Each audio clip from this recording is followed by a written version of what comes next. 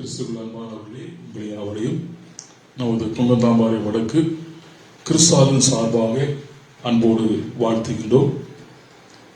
இந்த நாளிலும் நம்முடைய கிறிஸ்தாலயத்தின் 18வது பிரேஸ்ட பண்டிகை நினைவுகூர ஆண்டு கொடுத்த கிருபைகளுக்காக ஆண்டவரை ஸ்தோத்திரிக்கின்றேன்.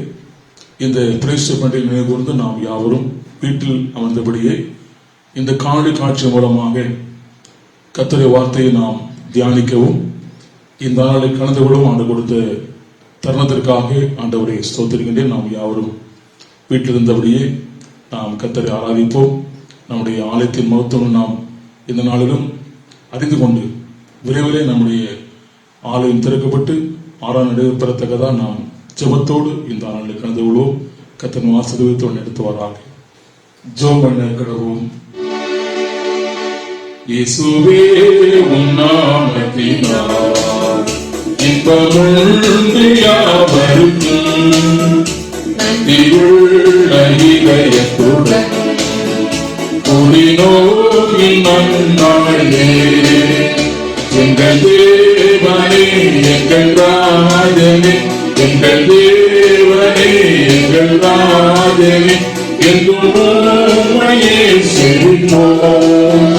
நன்றியுள்ள சாட்சியாக உமக்கென்றும் ஜீவிப்போம். சீரின் கர்த்தாவே, உங்க வாசஸ்தலங்கள் எவ்வளவு இன்பமானவர்கள். கர்த்தரால் போகும் என்று எனக்கு சொன்னபோது மகிழ்ச்சியாக இருந்தேன். மகிமை நிறைந்த ஆண்டவரே, இந்த மகிழ்ச்சியான பரிசுத்த நாளில் காலை வேளைக்காக முத்துகுரு சோதிகுரு சுவாமி எங்களுடைய கிறிஸ்தாலயத்தின் 18வது பிரேஸ்ட பண்டிகை நாங்கள் இருந்த நாளிலே நினைவுரை கொடுத்த கிருபைகளுக்காக ஆண்டவரை ஸ்தோத்திரிக்கின்றோம். எருசலேம் தேவாலய பிரேஸ்ட பண்டிகை சென்று அந்த விழாவை தூய்மைப்படுத்த அன்பின் ஆண்டவர், தேவாலய வாசமாக அன்பின் ஆண்டவரோடு பிரசனமாக அமுத்திக்கின்றோம். நாங்கள் யாவரும் இந்த நாளிலும் இந்த நாளிலே நாங்கள் வீட்டிலிருந்தபடியே இந்த காணொளி காட்சி மூலமாக நாங்கள் ஆராதனை செய்ய கொடுத்த தருணத்துக்கு அமுத்திக்கின்றோம்.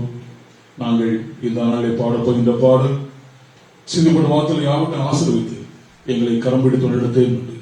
இயேசு கிறிஸ்து மூலமாக வேண்டிக் கொள்ளுகிறோம் எங்கள் ஜீவனுள்ள பிதாவே, ஆமென். ஆராதனைக்கு ஆரம்பமாக நாம் யாவரும் கீதங்களும் கீர்த்தனைகளும் 293 பாடுவோம். கீதங்களும் கீர்த்தனைகளும் 293 பாடுவோம்.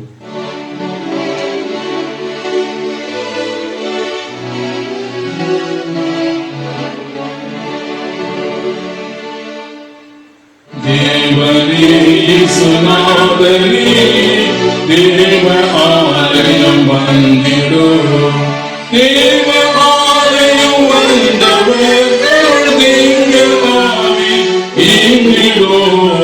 தேவனே இயேசுநாதனே, தேவ ஆலயம் வந்திடும், பாவிகள் உமக்காலயம் செய்வாந்திரர்கள் அல்லவே. பாவநாசனம் இயேசுவே உமக்காந்திராயில் செய்தனர்.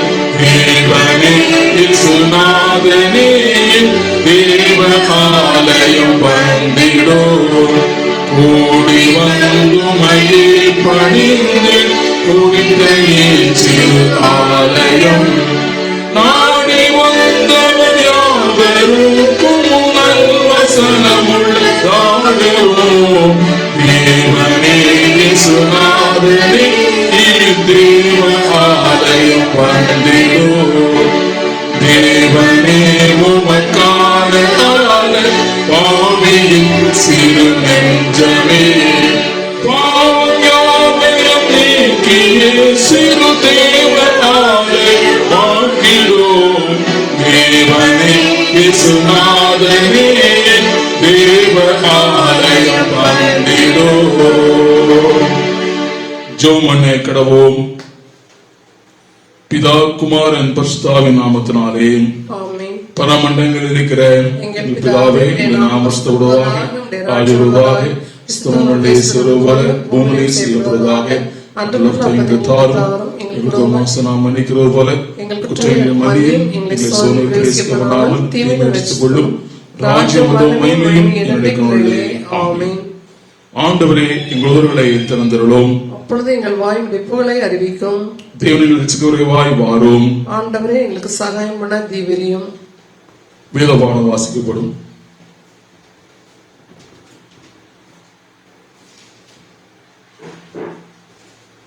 வாசிக்கும்படியாக கொடுக்கப்பட்ட வேத பகுதி அப்போஸ்தலனாகிய பவுல் கொரிந்தியருக்கு எழுதின முதலாம் நிருபம் 3ஆம் அதிகாரம் 9ஆம் வசனம் முதல்.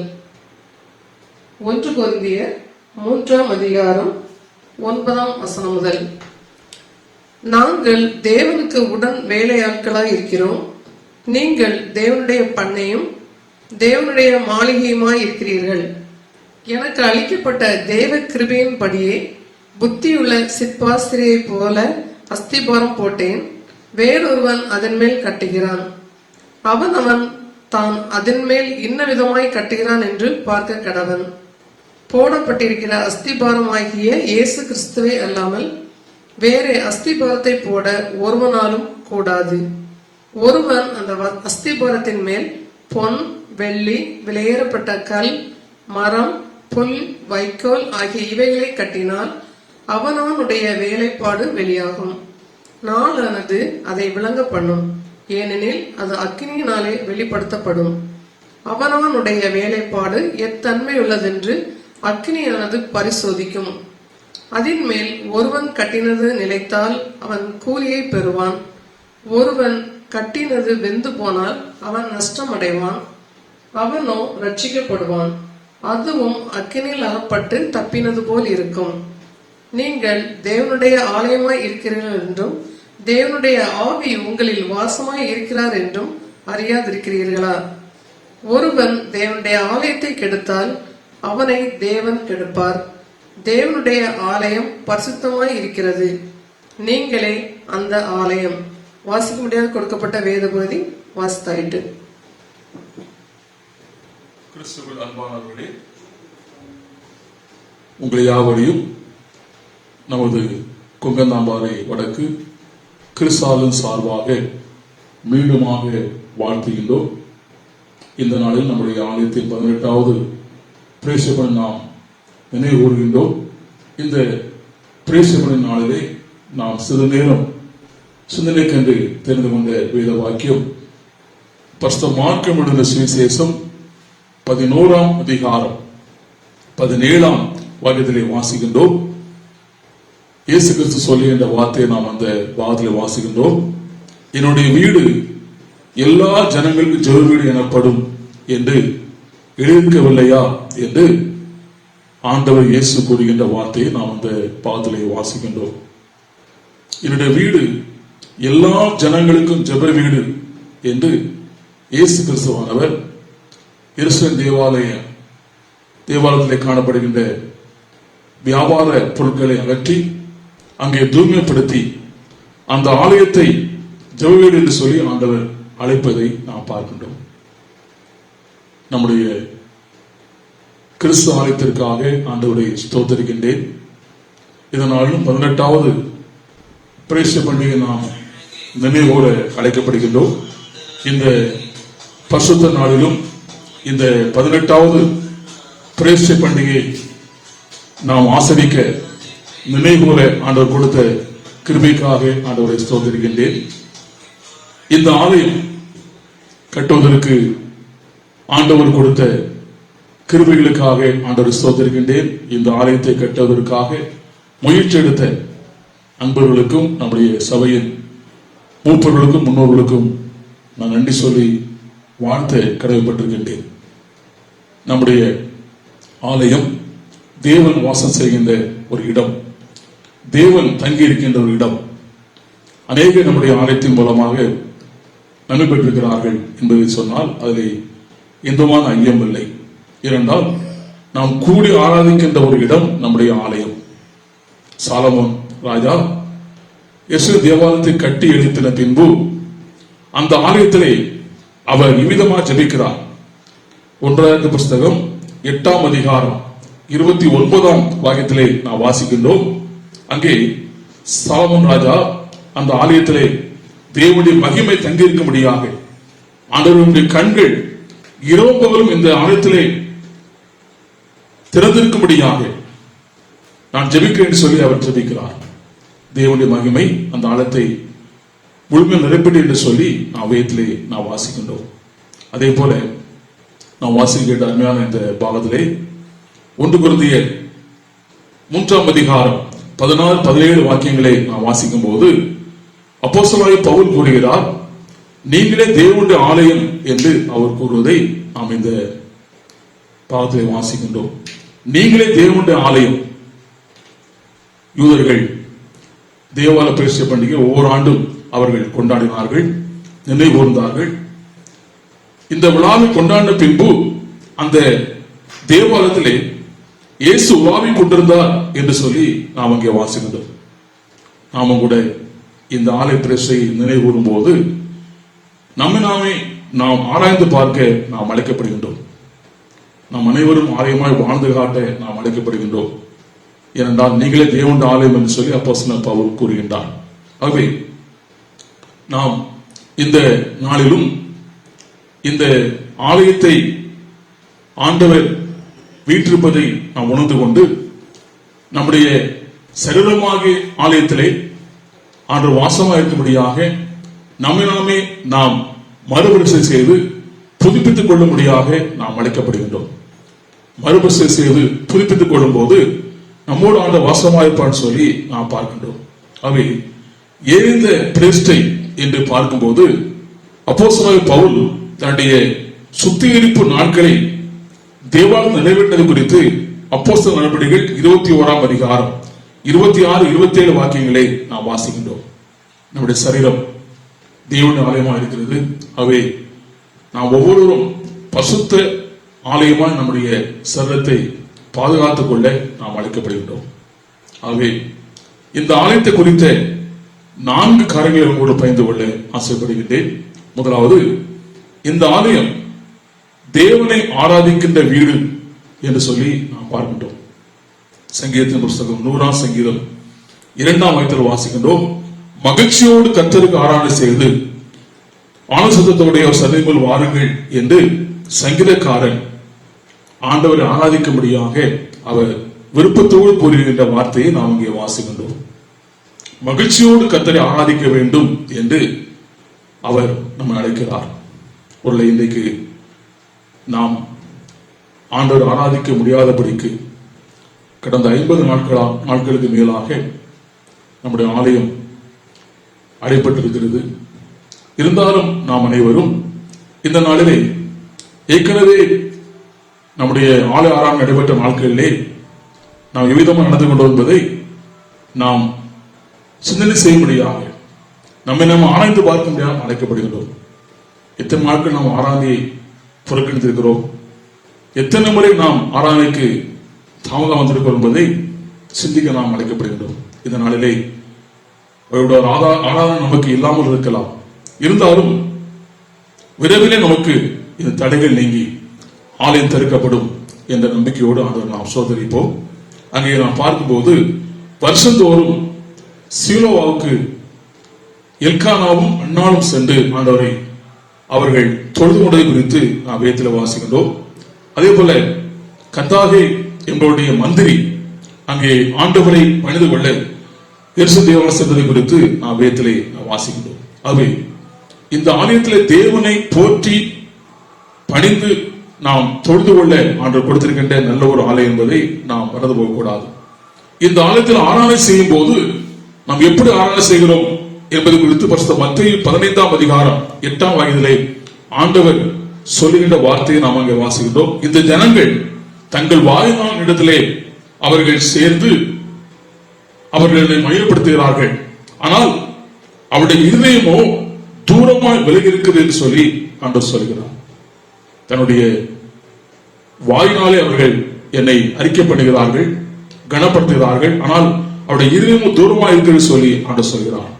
இன்றைக்கு நாம் எப்படி ஆண்டவரை ஆராதிக்கின்றோம்? ஆவியோடும் உண்மையோடும் ஆராதிக்க ஆண்டவர் நம்மை எதிர்பார்க்கிறார். ஆவியோடு நாம் ஆண்டவரை ஆராதிக்கும் போது நிச்சயமாக நம்முடைய இதயத்தை அந்தரங்களை ஆண்டவர் அறிந்து நம்மை ஆண்டவர் ஆஸ்வதிக்க ஆயத்தமா இருக்கின்றார்.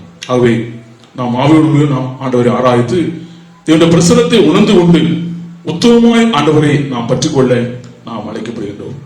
இரண்டாவது, இந்த ஆலயம் ஆதல் வீடு என்று சொல்லி நாம் வேதத்தில் வாசிக்கின்றோம். 1 சாமுவேல் புஸ்தகம் 1ஆம் அதிகாரம் 18ஆம் வாக்கியத்தின் பின்பக்கத்திலே வாசிக்கின்றோம். அப்புறம் அன்னாள் துக்கமுகமாக இருக்கவில்லை என்று சொல்லி நாம் வேதத்தில் வாசிக்கின்றோம். அப்புறம் அவள் துக்கமுகமாக இருக்கவில்லை என்று வாசிக்கின்றோம். 1 சாமுவேல் புஸ்தகம் 1ஆம் அதிகாரம் 12 முதல் 18 வாக்கியங்களை நாம் வாசிக்கும் போது நாம் அனைவருக்கும் தெரிந்த ஒரு சம்பவம். இந்த அன்னாள் அங்கே அவருடைய மனதிலே மிகவும் வேதனையோடு காணப்படுகிறாள். பரிகாசமான வார்த்தைகள், நிந்தனையான வார்த்தைகள், அருமையான அவருடைய சக்களத்து பின்னான் மூலமாக அவள் அறிகிறாள். இந்த வார்த்தையை கேட்டு அவள் மிகுந்த மனமொழிவோடு காணப்படுகிறாள். யாரோட சென்று இந்த வார்த்தையை தெரிவிப்பேன், இந்த அங்கலாய்ப்பை தெரிவிப்பேன் சொல்லி மிகுந்த வேதனையோடு காணப்படுகிறாள். அவள் எந்த மனிதனையும் பார்க்க செல்லவில்லை, யாரையும் பார்க்க செல்லவில்லை. நேராக அவள் ஆலயம் செல்கிறாள். ஆலயம் சென்று தன்னுடைய இதயத்தில் உள்ள எல்லா வேதனைகளையும் துக்கங்களையும் அவள் அங்கே ஊற்றி ஜெயிப்பதை குறித்து நாம் வேதத்தில் வாசிக்கின்றோம். அவளுடைய உதடு அசைகின்றது என்று சொல்லி நாம் வேதத்தில் வாசிக்கின்றோம். அப்பொழுதுதான் அங்கே இருந்து பார்த்து கொண்டிருந்த ஏலி அங்கே பார்த்து கொண்டிருக்கும் போது அவன் தவறாய் புரிந்து கொள்கின்றான். மிஸ் அண்டர்ஸ்டாண்டிங், தவறாய் புரிந்து கொள்கின்றான். இவள் குறித்திருக்கிறான் சொல்லி தவறாய் புரிந்து கொள்கின்றான். ஆனால் அவர் சொல்கிறாள், அப்படியே ஆண்டவரே, நான் மனக்லேசம் உள்ள ஸ்திரீ, நான் என்னுடைய பாரத்தை எல்லாம் என்னுடைய வேதனை எல்லாம் இழுத்து ஊட்டு நான் ஜெபித்தேன் சொல்லி அவர் சொல்கிறார். ஜெபித்த பின்பு நாம் அங்கே பார்க்கின்றோம், அவள் மிகுந்த நம்பிக்கையோடு செல்கிறாள். அப்புறம் அவள் துக்கமுகமாக இருக்கவில்லை சொல்லி அருமையான ஒரு சாம்பலை பெற்றுக்கொண்டது குறித்து நாம் வேதத்திலே நாம் வாசிக்கின்றோம். ஆகவே இன்றைக்கு நாம் அவனுடைய சோதரை ஆதரவை பெற மனமடிவோடு இருக்கும் போது, சஞ்சலமாக இருக்கும் போது, மனக்கசத்தோடு இருக்கும் போது, ஆண்டவரை தொழுது கொள்ளும் போது நாம் ஆதரவை பெற்று மனமொழியை பெற்றுக்கொள்ள முடியும் என்பதிலே இந்த அன்னாருடைய இந்த வாழ்க்கை நமக்கு எடுத்துக்காட்டாக இருப்பது குறித்து நாம் பார்க்கின்றோம். அவை இன்றைக்கு பிரச்சனை வரும்போது, கஷ்டங்கள் வரும்போது மனிதர்களே அல்ல, நாம் தேவனையே சார்ந்து கொள்வோம். ஆலயத்தில் வாசமான ஆடை சார்ந்து கொள்ளும் போது நிச்சயமாக நமக்கு ஆதரவு தர முடியும் சொல்லி நாம் பார்க்கின்றோம். குறளை மூன்றாவது, இந்த ஆலயத்தை குறித்த காரியங்கள் நாம் பார்க்கும்போது இந்த ஆலயம் ஆலோசனை வீடு என்று சொல்லி ஏசாயா 2ஆம் அதிகாரம் 3ஆம் வாக்கியத்திலே நாம் வாசிக்கின்றோம். ஏசாயா 2ஆம் அதிகாரம் 3ஆம் வாக்கியத்திலே, தேவனுடைய ஆலயத்துக்கு போவோம் வாருங்கள், அவர் தமது வழிகளை நமக்கு போதிப்பார் என்று சொல்லி அங்கே ஏசாயா தீர்க்கன் கூறுகின்றான். மூன்றாவது, இது ஆலோசனை வீடு என்று சொல்லி நாம் பார்க்கின்றோம். நம்முடைய குடும்ப காரியங்களிலே, பிள்ளைவழி திருமண காரியங்கள் அல்லது வீடு கட்டுகின்ற காரியங்கள் இவை வரும்போது நாம் நிர்ணயிக்கின்றோம். நல்ல நாள் பார்க்க வேண்டும், நல்ல நேரம் பார்க்க வேண்டும் சொல்லி அவிசுவாசிகளை நாம் பார்க்க செல்கின்றோம். அவர்கள் சொல்லுகின்ற சில காரியங்களை நாம் நினைத்து அதன் மூலமாக நாம் இந்த காரியங்களை செய்ய வேண்டும் என்று சொல்லி நாம் பிரயாசப்படுகின்றோம். அப்படி இல்லை, ஆலயத்தில் வந்து நாம் காத்திருந்து அந்த ஆலோசனையை கேட்டு நாம் செய்யும் போது நிச்சயமாக அந்த காரியம் நமக்கு ஆண்ட வாக்கி செய்வார் என்பதிலே எந்தமான ஐயம் இல்லை. ஆதியாகமம் 25ஆம் அதிகாரம் 22ஆம் வயதிலே வாசிக்கும் போது அந்த ரெபேக்காள் அங்கே கர்ப்பத்திலே அவருடைய பிள்ளைகள் ஒன்றொன்று மோதிக்கொண்டன. அவை இது இப்படி இருந்தால் எப்படி ஆகும் என்று அவள் விசாரித்து சென்றதாக நாம் வேதத்திலே வாசிக்கின்றோம்.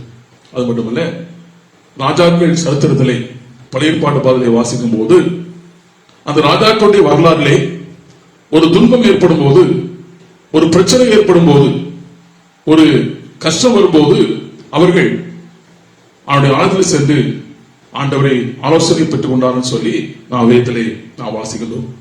உதாரணமாக 2 புஸ்தகம்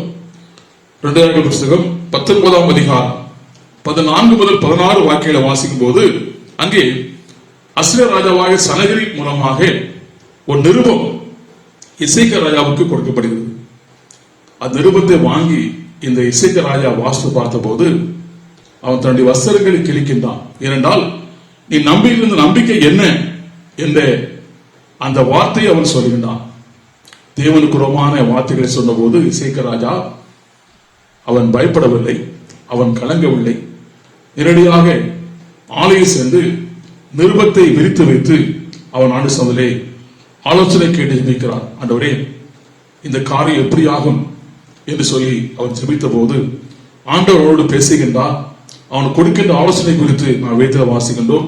அந்த 2 அதிகாரம் 33 வாதில் வாசிக்கும் போது அஸ்ரிய ராஜா இந்த நகரத்துக்குள் பிரவேசியாமல் அவன் வந்த வழியே திரும்பி போவான் என்று சொல்லி அங்கே சொல்லப்படுவது குறித்து நான் வேதத்தில் வாசிக்கின்றோம். வந்த வழியே திரும்பி போவான், நகரத்துக்கு வரமாட்டான்னு சொல்லி அங்கே நான் வாசிக்கின்றோம்.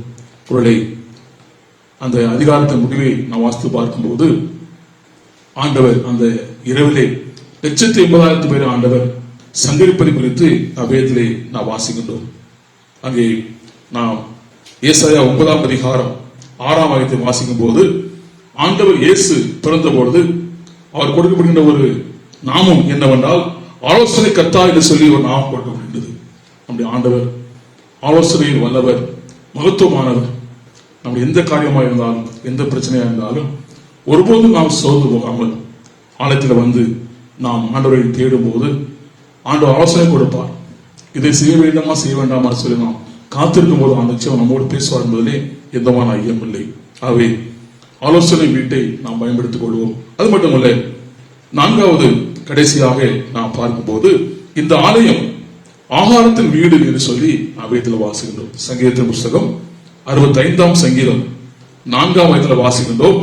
உம்முடைய பரிசுத்த ஆலயமாகிய வீட்டின் நன்மையால் திருப்தியாவோம் என்று சொல்லி அங்கே சங்கீதக்காரன் கூறுகின்றார். உம்முடைய பரிசுத்த ஆலயமாகிய வீட்டின் நன்மையால் திருப்தியாவோம் என்று சொல்லி அவன் கூறுகின்றான். இந்த ஆலயத்தில் வந்து நாம் ஆண்டவர் ஆராதிக்கும் போது வசனங்களை கேட்கின்றோம்.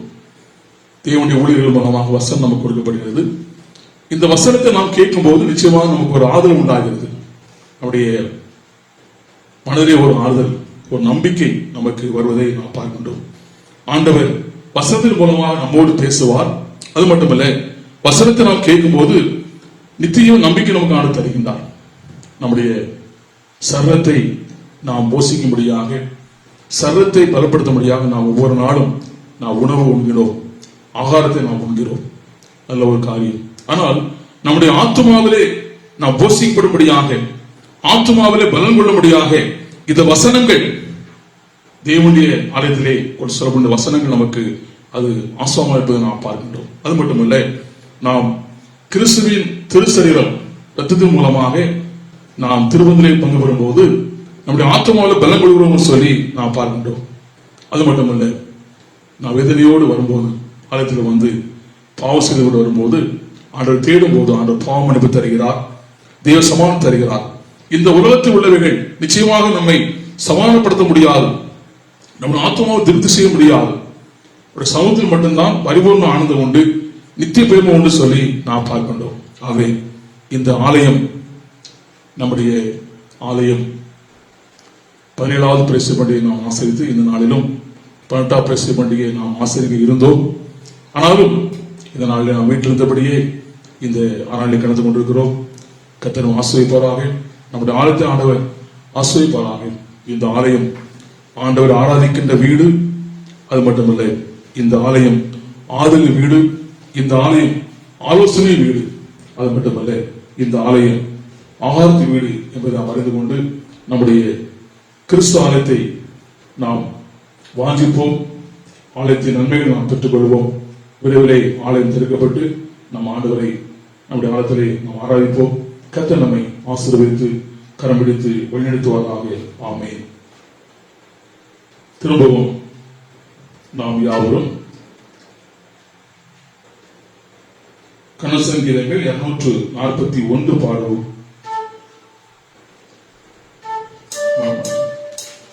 கனசங்கீதம் 135 பாடுவோம். 135வது கீதங்கள்.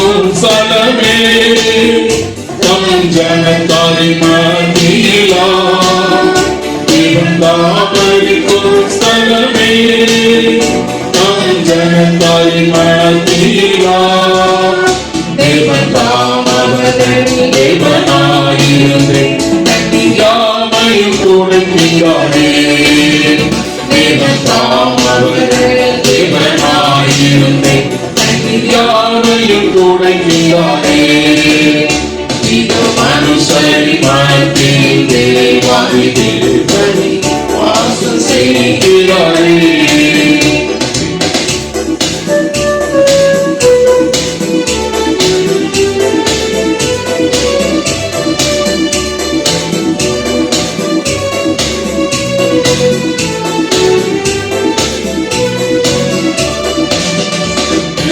ஆலயமும் அவரே தூய ஒளி விளக்கும் அவரே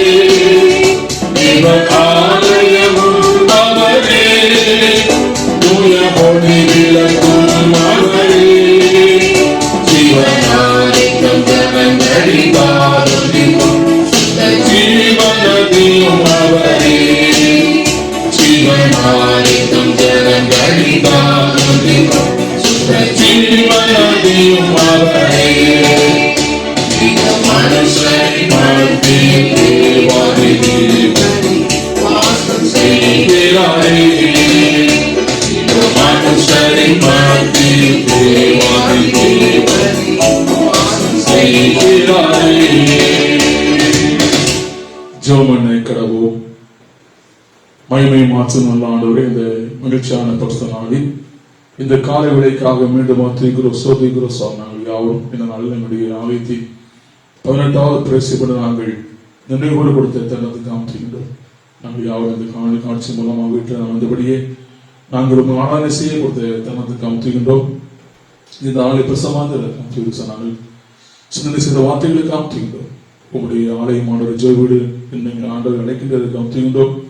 இந்த ஜெய வீடு நாங்கள் யாவரும் ஆண்டவரை ஆராதிக்கின்ற வீடாக, ஆதரின் வீடாக, ஆண்டவரே நாங்கள் ஆலோசனை பெறுகின்ற வீடாக, ஆகாரத்தின் வீடாக இதை ஆசை நாங்கள் பாவித்து நாங்கள் ஞானத்தின் ஆசிரியர்கள் நாங்கள் பெற்றுக்கொடுத்து அதை தரிப்படுத்தும் ஆண்டவரை எங்களுடைய கிறிஸ்தவத்திற்கு அமைத்துகின்றோம். இதை ஆண்டவரை கட்டுவதற்கு பெருமுயற்சி எடுத்துக்கொண்ட அருமையான பிள்ளைகளுக்கு அமைத்துகின்றோம். இதற்கென்று உழைத்த இதற்கென்று கொடுத்த அனைவரும் ஆசிரியத்தாரும் இந்த காலத்தில் நாங்கள் உண்மை ஆண்டவரை கடந்த 18 ஆண்டுகள் நாங்கள் நம்முடைய ஆராய்ச்சி முற்றிருக்கிற சுவாமி, இந்த 18வது ஆண்டை எங்களுக்கு ஆசிரியத்தாரும் நாங்கள் தொடர்ந்து நமக்கு மேம்படுத்த கருதுவார். இந்த நாளில் நடுவர் இருக்கின்ற அருமையான இந்த நிகழ்ச்சி எங்களுக்கு ஆசிரியத்தார். இந்த ஆலய பேச நாங்கள் நினைவுகூர்ந்து நாங்கள் ஏழை மக்கள் ஆண்டவரை கொடுக்க இருக்கின்ற நிவாரண பொருட்களுக்கு அமைத்துகின்றோம். இது சிறு எனக்கு சிறு என்ற வார்த்தையின்படி ஆண்டவரை நாங்கள் கொடுக்கின்ற இந்த பொருட்களை ஆசிரியத்தார். இந்த பொருட்களுக்காக ஆண்டவரை உதவி செய்த ஆண்டவரை உதாரணத்துமாய் கொடுத்து இந்த அருமையான நிகழ்ச்சியை இந்த பணியை தாங்கின எங்களுடைய சபையின் பிள்ளைகள் யாவருக்காக ஜெபிக்கிறோம். அனைவரும் ஆசிரியத்தாரும் ஆண்டவரை இதுக்கு பலனை பரவத்தை பெற்றுக் கொடுத்ததாக ஆசிரியத்தாரும் இதில் அந்த பயன்பட போகின்ற அனைத்து மக்களுக்காக தீங்கின்றோம். அனைத்து பயனாளிகளையும் ஆசிரியத்தார் அனைவர் வந்து இதனாலே இந்த பயனை பெற்றுக் கொடுத்ததாக இதன் மூலமாக இந்த ஆழத்தின் ஆசிரம் நிறைவாய் பெற்றுக் கொடுத்ததாக ஆசிரியத்தார். நாங்கள் விரைவிலே ஆண்டவரை கொரோனா இல்லாத ஒரு நாட்கள் நாங்கள் காணத்தக்கதாக்குவார் எதிர்பார்த்துக் கொண்டிருக்கிறோம், ஜெபித்துக் கொண்டிருக்கின்றோம். ஆண்டவரே இந்த கொரோனா வைரஸ் தாக்கமானது விரைவிலே எங்களுடைய பகுதியை விட்டு அகன்று போகத்தக்கதாக, எங்களுடைய நாட்டை விட்டு அகன்று போகத்தக்கதாக, எங்களுடைய மாட்டை விட்டு அகன்று போகத்தக்கதாக விரைவில் எங்களுடைய ஆலயங்கள் திறக்கப்பட்டு நாங்களுமே முன்பு போல நாங்கள் மகிழ்ச்சியோடு ஆராதனை செய்யக்கூடியாக நிறைவேற்றுவதால் எங்களுடைய பிரசுரமாயிருந்தாலும் திருச்சியில் ஆசிரியத்தாலும் குடும்பங்களை பிரசுரமாயிருந்தாலும் எங்களுடைய சபையின் வெளிநாட்டிலும் வெள்ளூர் தெரிவிக்கிறோம். எங்களுடைய சோதனை அழிச்சு நன்மை தொடர்ந்து யாரும் ஆசிர்வதித்து கரமெடுத்து காத்து வழிநடத்தும் இயேசு கிறிஸ்து மூலமாக வேண்டிக் கொள்கிறோம் எங்கள் ஜீவனுள்ள பிதாவே. ஆமென். நம்முடைய கர்த்தராகிய இயேசு கிறிஸ்துவினுடைய கிருபையும் பிதாவாகிய தேவனுடைய அன்பும் பரிசுத்த ஆவியுடைய ஐக்கியமும் கூட இப்பொழுது சதா இருப்பதாக. ஆமென். கர்த்தரும் கூட இருப்பாராக, அவர் மது ஆவியோடும் இருப்பாராக. சமாதானத்தோடு போய் வாருங்கள். கர்த்தருடைய நாமத்தினாலே ஆமென். ஆமென்.